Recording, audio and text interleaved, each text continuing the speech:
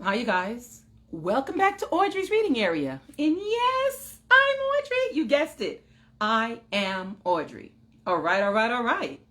Alexa, what time is it? It's 5 p.m. Stop. All right, all right, all right. Today's Wednesday, so I do have another fun and exciting book for you guys. Do you remember what I do on Wednesdays? What kind of books do I read on Wednesdays? Yes, that's right. Multicultural Awareness Wednesdays. Multicultural Awareness Wednesdays. But first, subscribe. Hit subscribe. Hit like. Hit share. Hit subscribe. All right, all right, all right. Thank you, guys. Now, the fun and exciting book that I have for you today is Hiromi's Hands. Hiromi's Hands. Sounds like fun. By Lynn Barash. By Lynn Barash.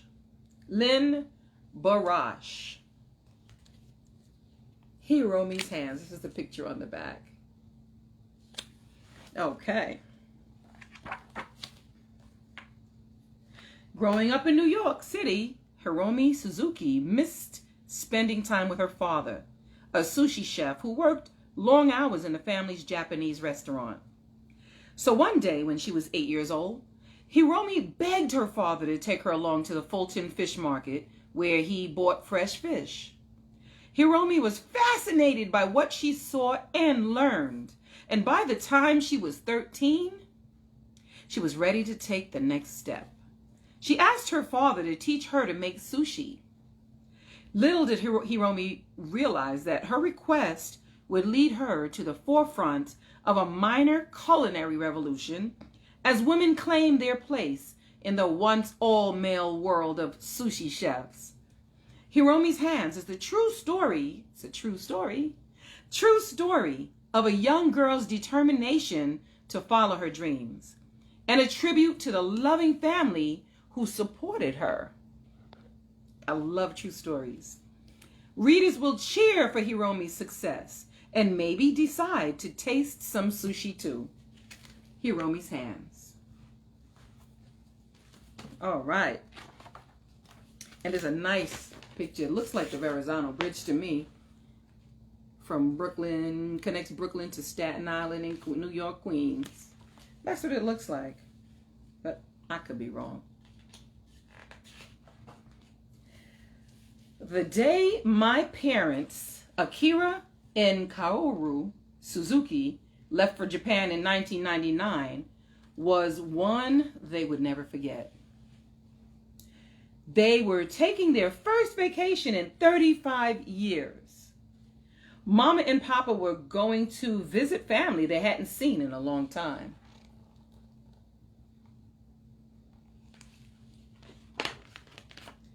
Back in Japan, my father grew up in a rural village near Tokyo. He had 7 brothers and sisters, and money was scarce. In his school photograph, Papa was the only boy without a uniform. His family couldn't afford one.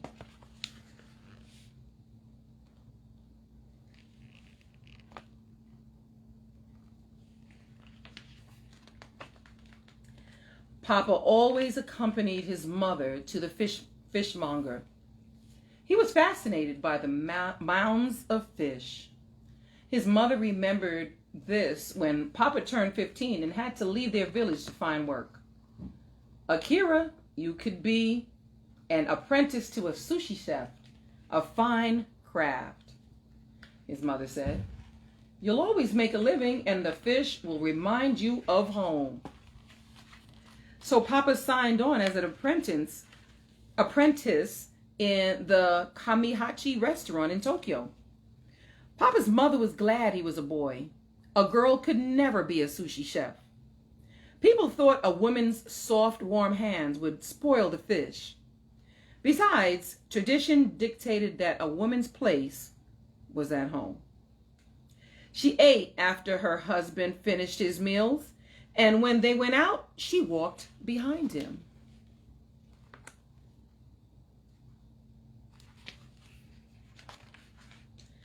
The first year, Papa scrubbed the kitchen. He watched the sushi chef Itame make their perfect sushi rolls. The second year, Papa cooked the rice. On New Year's Day, he made 25 batches of rice. By the third year, Papi began to cut fish with a very sharp knife called a yanagi. After 7 more years of learning to make sushi, he became a full-fledged chef. He worked 12 hours every day with only 1 day off each month. Wow. 10 years later, in 1964, Papa received exciting news. Kamihachi's New York restaurant needed a chef. They had chosen him. Wow.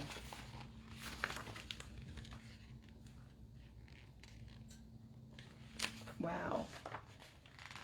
New York amazed Papa. He could get a drink by putting a coin in the slot of a machine. Women were everywhere, in the streets, on subways, in the shops, working in offices. It was ladies first in elevators and through doorways. There were big cars, big portions, big opportunities. Yutaka, Papa exclaimed. New York was abundant, plentiful, and in so many ways, he loved it all.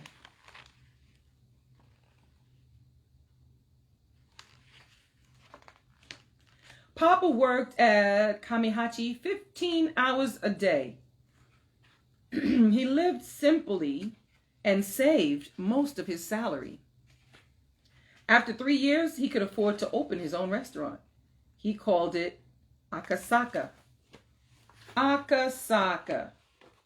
One day, friends came into Papa's restaurant with a young woman named Kaoru. They were introduced. Was it the fish? Was it the rice? We will never know, but Papa and Mama fell in love that day. Soon they were married.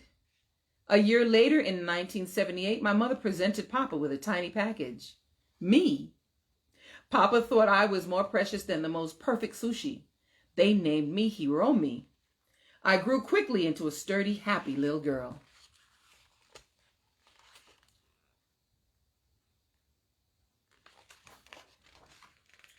All week, I went to school with my friends. Then on Saturday, I went to Japanese school. I learned to read and write Japanese. I learned about Japanese traditions. Every year in early February, we celebrated Setsuban, the day before the first day of spring. We cleaned our apartments. Then we scattered beans to chase away evil and welcome in happiness. On March 3rd, we observed Hinamatsuri, Girls' Day. This is a day when people pray for young girls to be healthy and happy. We displayed dolls and peach blossoms. The dolls were handed down from my grandmother to my mama to me. I respected the old customs and traditions of Japan, but I also wanted to be like my friends. We were in America. Japan was far away.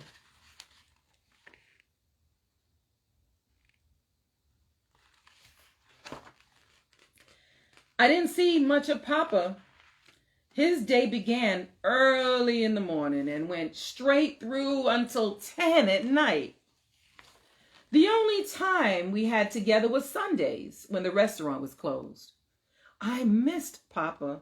I wish I could spend more time with him. When I was 8 years old, I went to see Papa after school one day. May I go to the fish market with you? I asked. Papa was surprised. Hiromi, the Fulton Fish Market is no place for a child, he said.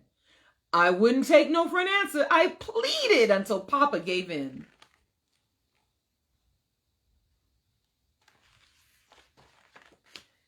We left for the fish market before the sun came up. The market was loud and smelly. No talking, Papa said. This is serious business. I kept close to him, but I had many questions. What fish is this? I asked, soon forgetting Papa's warning. What's that? I wanted to know about every fish in the market. At first, Papa didn't answer. Then he realized I was really interested. He began to teach me.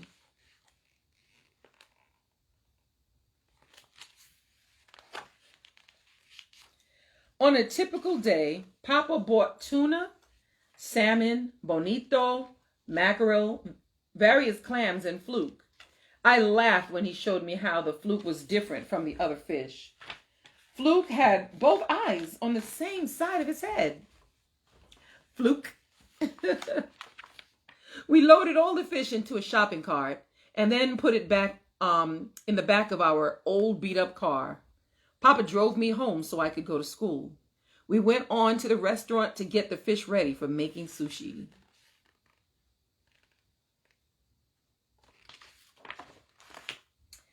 I went to the Fulton Fish Market many times with Papa. I learned more and more. When Papa touched a fish, I did the same. Your fingers should not leave a dent, Papa explained. Firm is fresh, soft is not. Notice the eyes too. They should be clear. The fins should not be broken. Interesting to know when I'm buying fish. I love the time I spent with Papa at the fish market. I love being part of his grown-up world.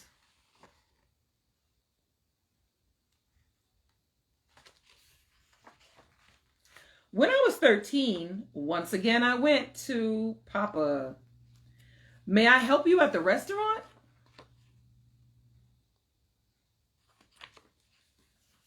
May I help you at the restaurant? I asked. I took pride in my knowledge of all the fish. I wanted to learn to make sushi like my father. I wanted to become a sushi chef. Papa could see how excited I was. If you really want to do this, I will let you try, he said. You know fish as well as any man, and this is America. Girls can do things here that they cannot do in Japan. Who knows? You might even become Itamai-san. She's dreaming about becoming a sushi chef. And so I began my apprenticeship, helping Papa after school and on the weekends. I scrubbed the kitchen floor. I learned to make the rice. I washed the grains and steamed the rice. I tossed the cooked rice with seasonings and fanned it so it would cool quickly. This gave the rice a glossy appearance. Is that how we make our rice glossy? Okay, I'm going to try that. Papa was demanding and the work was hard. I knew his high standards were meant to teach me to be the best chef I could be. It took 3 years until I got my own yanagi, and began cutting fish. Yanagi. Began cutting fish. Eventually, I mastered every type of sushi. I could shape the rice into ovals and lay small slices of fish over them. I could wrap the rice and fish tightly in nori, the seaweed used to make sushi rolls. Finally, I could turn out beautiful sushi just like Papa's. Nigiri sushi is seafood over pressed rice. Maki sushi is rice and other ingredients rolled together. Gunkanmaki, battleship or boat roll. You have ikura. Let me show you here the different sushis. Ikura. It says magura, uzura, tuna and quail eggs. Negi, shima ahi, scallion and yellowjack. Let me show you them. Interesting. Hosomaki, thin rolls. They have uramaki, inside-out rolls. And they have futomaki, thick or large rolls. They have temaki, hand rolls. I was ready to begin work as a sushi chef with my father at Akasaka. See all these different sushis. Interesting, huh? One day in 1998, we had a surprise. Mr. Ito, the owner of Kamihachi, restaurant in Tokyo, came in for lunch. He greeted my father warmly, but he was shocked to see me behind the counter. "I trained Hiromi myself," said Papa. "Let her show you what she can do." Nervously, I prepared sushi for Mr. Ito. My fingers flew, wrapping and rolling just so, though my mind was in a whirl. Would I be able to slice the fish perfectly, roll the rice tightly, and present the dish with artistry, as I had been taught? Mr. Ito watched me silently. Then it was his turn to be surprised. He popped one piece of sushi into his mouth, then another, and then another. He ate every piece. That was as good as the sushi at Kamihachi in Tokyo, Mr. Ito said. "Congratulations, you are truly Itame-san." I was so proud. That was the first time anyone had said those words to me.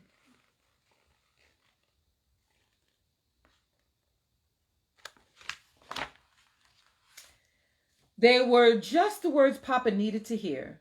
After so many years working in the restaurant, he finally put down his yanagi, and he and Mama went off to Japan. He knew Akasaka was in good hands, my hands. The end. Wow, wasn't that a beautiful story? They have an author's note, and they have Hiromi Suzuki with her yanagi. So this is the real her, a picture of the real one that I just read about.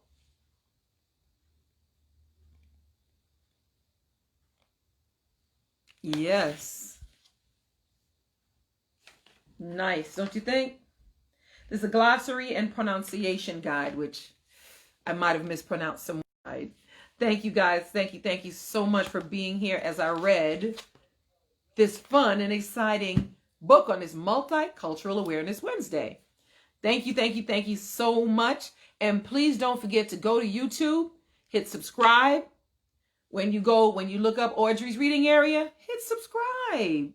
And then share it with everybody. Copy the link and go ahead and paste it on your page of everything. And don't forget, it's free, totally free, no charge. Oh yeah, in 2 days, it's my birthday. All right. I want everybody to shout me out and say happy birthday to me. Send me cards, send me gifts. It's okay. All right. I will see you guys soon. We'll be live again tomorrow at 5. Live, Live at 5. Live at 5. See you soon.